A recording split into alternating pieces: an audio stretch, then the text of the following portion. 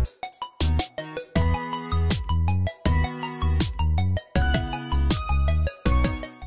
semuanya, lagi sama gue Luis di Kirani Tech ID. Jadi sebelumnya itu gue udah nge-review yang namanya Razer Viper, dan bisa dibilang mouse itu adalah awal perubahan Razer karena didasari oleh community feedback dan juga punya berat yang ringan karena ditargetkan untuk game FPS dan beratnya itu cuma 69 gram.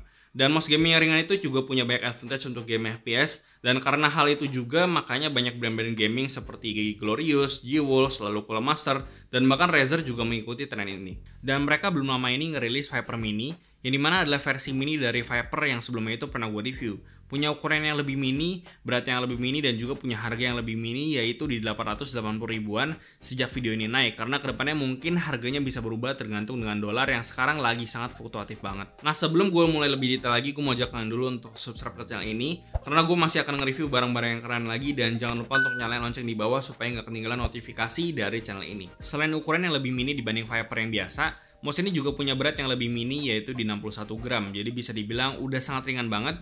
Dan dengan desain yang gak bolong-bolong ini bahkan udah hampir mendekati model O- dan juga Cooler Master MM710. Untuk desainnya sendiri, mouse ini memang identik dengan Viper, masih menggunakan desain ambidextrous, tapi browser button kanan yang ada di Viper biasa, itu di Viper Mini nggak ada. Jadi mouse ini cuma ditargetin untuk menggunakan tangan kanan aja. Lalu perbedaan lainnya itu ada di logo yang visible jika RGB-nya itu dimatiin, dan ada sedikit underglow di bagian bawah buat kalian yang suka lampu-lampu. Selain itu di PA buttonnya dipindah ke atas, dan set gripnya ini hanya menggunakan plastik biasa, sama kayak semua surface-nya, dan nggak menggunakan rubber side grip yang bertekstur seperti yang ada di Razer Viper. Gue pribadi sih entah di saat rubber grip kayak di Viper ataupun yang polos sama sekali kayak Viper Mini, itu di gue nggak licin sama sekali, jadi ya buat gue nggak ada masalah. Selain itu gue juga masih kurang suka dengan tekstur glossy di bagian tengah mouse ini, karena debu dan kotoran itu bakal sangat gampang banget nempel di sini. Dari build quality-nya untuk sebuah mouse dengan berat 61 gram, ini bisa dibilang build quality-nya sangat rigid sekali, terutama jika dibandingkan dengan MM710 atau O- yang seukuran. Dan bahkan menurut gue build quality-nya ini lebih bagus dibandingkan dengan Viper. Mouse button 1 dan 2-nya juga nggak ada wobble sama sekali kalau dibandingkan sama Razer Viper, yang kebetulan di unit gue itu ada wobble sedikit di bagian mouse button 1 dan 2-nya.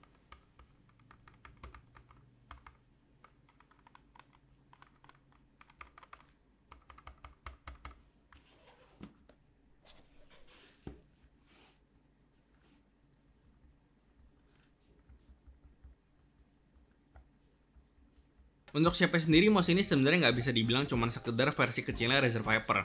Nggak kayak Glorious model O dan juga O- yang bener-bener bedanya itu cuma di scalingnya aja.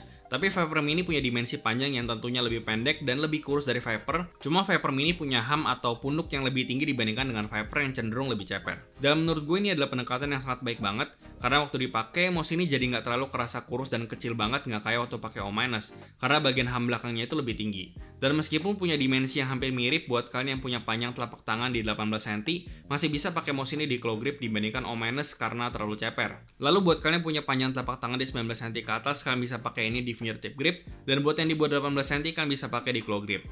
Lalu buat palm grip user, mouse ini kurang gue rekomendasikan.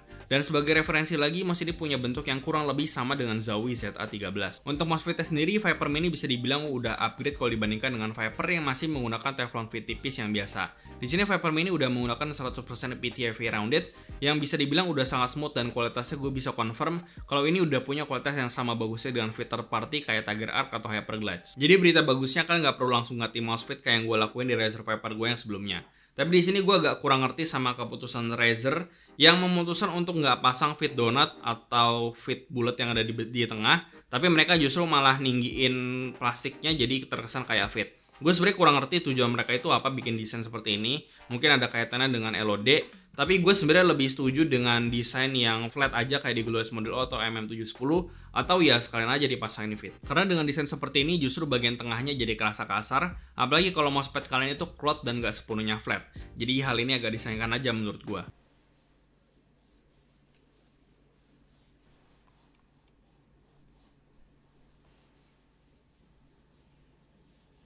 Di sini seperti biasa kita bisa pakai Razer Synapse untuk adjust DPI, polling rate, dan kalian bisa program semua buttonnya dan bikin makro function kalian sendiri, dan seperti biasa RGB lighting. Lalu sisa di sini mereka masih menggunakan switch yang sama dengan Viper yang sebelumnya, yaitu Razer Optical Switch yang seperti biasa mereka klaim lebih cepat, meskipun gue ngerasanya sama aja.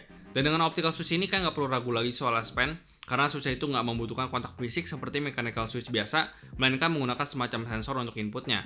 Feel sendiri cukup identikal dengan Viper biasa, tactility-nya oke, set button dan placement-nya juga udah bagus, dan resistance dari scroll wheel-nya juga udah oke. Gue overall nggak ada masalah sama sekali dengan Switch-nya.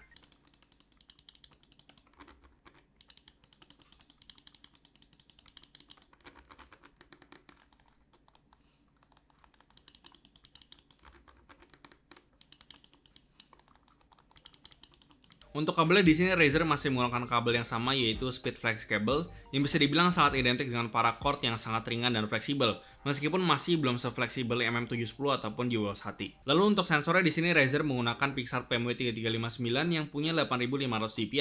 Jadi sensor ini bisa dibilang berbeda dengan Viper asli yang menggunakan 3390. Dan 3359 ini punya total 35 GB acceleration dan 300 fps. Jadi untuk spesifikasi ini udah aman banget untuk game FPS. Tracking akurasi udah bagus banget, dan untuk flex dan segala macem itu udah nggak ada masalah lagi. Dan seperti biasa ada footage tembak-tembak.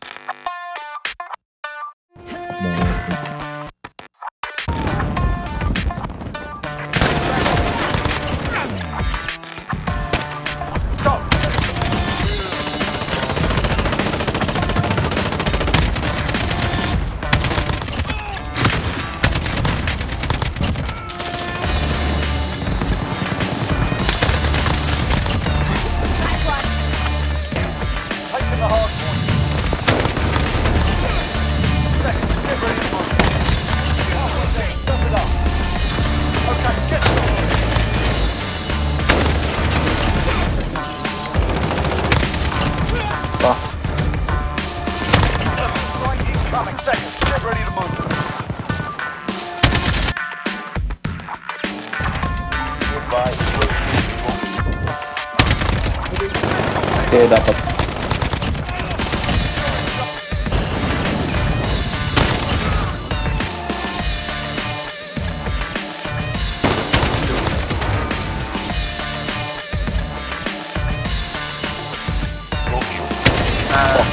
Nah. Back alley. Enemy in the back alley.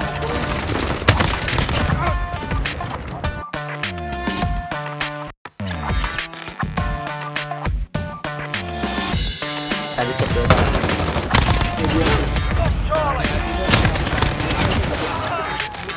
Nah. UAV on station. Enemy UAV.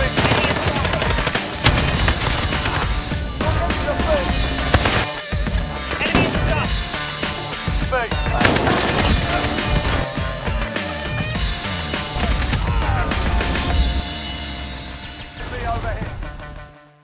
Paling di sini level of distance saja yang sedikit tinggi, at least di mousepad gue yaitu si Zowie GTFX. Lalu gue udah coba juga di Cooler Marshall MP510L, itu nggak ada masalah sama sekali. Jadi itu balik lagi sama tipe mousepad apa yang kalian pakai. Dan kalau misalnya kalian nonton dari gameplay footage gue yang tadi sih, dan dari yang gue coba, tingginya nggak sampai ganggu. Lalu di software sendiri itu nggak ada custom surface tuning, jadi kalian cuma bisa pilih dari semua mousepad Razer. Kalau kalian nggak pakai mousepad Razer, paling cara ngakalnya itu adalah pilih salah satu mousepad Razer yang mendekati dengan surface mousepad yang lagi kalian pakai sekarang.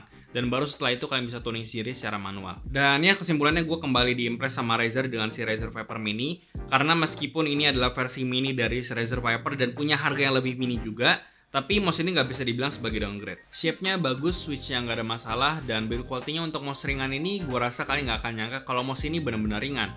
Mouse fit-nya juga bahkan udah upgrade dibandingkan Viper yang sebelumnya. Lalu meskipun sensornya di sini Razer menggunakan sensor yang secara spesifikasi di bawahnya Razer Viper, tapi performanya bisa dibilang masih sangat bagus banget untuk kompetitif FPS. Dan bahkan udah nggak bisa gue bedain lagi.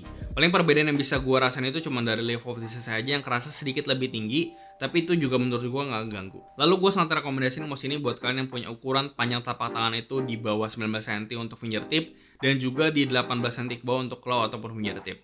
Tapi sayangnya untuk palm grip user, mouse ini bakalan kurang cocok. Jadi gue rasa itu aja untuk video kali ini. Seperti biasa, kasih tau gimana pendapat kalian di kolom komentar di bawah. Like dan share jika bermanfaat, lalu follow semua social media kami di Instagram dan Facebook. Dan join komunitas kami juga di Discord dan juga line open chat, semua linknya ada di deskripsi.